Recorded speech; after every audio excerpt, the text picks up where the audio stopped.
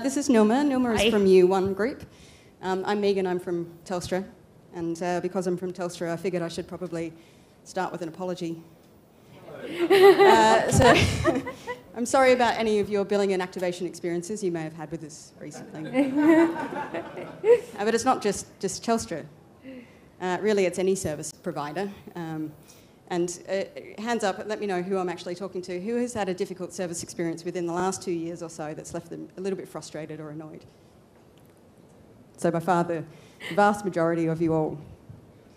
And that's really interesting. You might enjoy your mobile phone and you might really love your smartphone and you can't get off your smartphone, and we've heard about that over the last few days. But what's really interesting is it's not those things that really drive your relationship with that particular company that you have that relationship with. It's really that service experience. And fundamentally, that's what we are. We're a services business. We don't just sell products. We don't just sell telephones. We sell services. We sell end-to-end experiences of us. And it's really those things that are the real emotive components of that relationship. And Telstra knows this. We've really started to move from a customer satisfaction model. And customer satisfaction is really, it's quite a passive model. It's, are you satisfied with what we do? Yes, no, whatever. And we've really started to move towards an advocacy model. And advocacy means that our customers are actually actively advocating on our behalf. So they mean it, or they really don't mean it, depending on how we're going with our services. And so we've moved to this measure called the NPS measure, and just one more show of hands. Who knows what an NPS is, a Net Promoter Score, who's using that? So it's a very, very well marketed measure, clearly. But it is a good measure. And it's quite a simple metric as well. If you're doing well, it's positive. If you're doing poorly, it's a negative number. So it's very, very simple for people in your company and for your executive, which is very, very important, to understand that particular metric. So it is something that we've started to implement. In case you don't know what it is, this is effectively the measure here. It's a measure of likelihood to recommend a company or a product and service, depending on how you're using that number. And you can see it's quite a aspirational metric, if you will. It's only if you've got a 9 or a 10, you say that your company your customer is an advocate.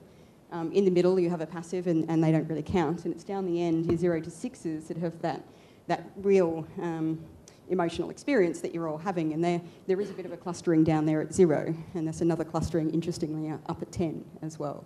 So if you get it right or wrong, you really see it on the graph.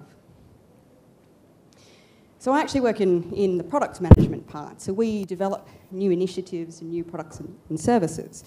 NPS is often used retrospectively. So how are we doing in the marketplace? Have we done well? And that's a bit too late to find out if you're not doing so well. So what we really need to do is to move that to the development process itself. How are we doing before we've actually launched a given product or service?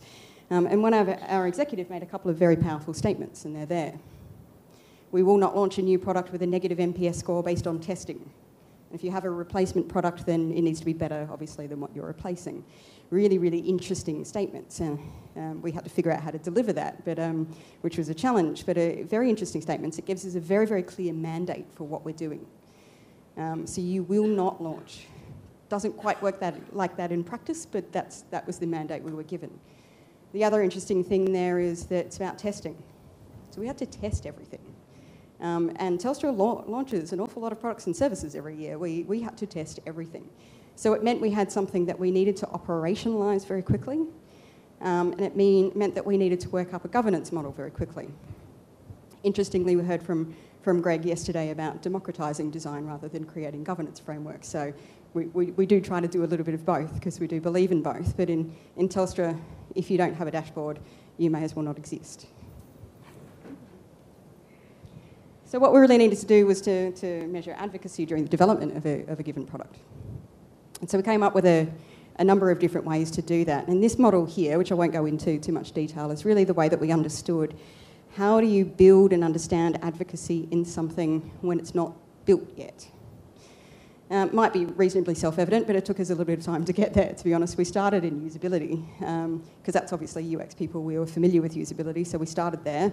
We knew we could make it go really quickly and just put products and services through our testing labs and get that done. But we're a services business. So very quickly we realised we needed to do more than usability.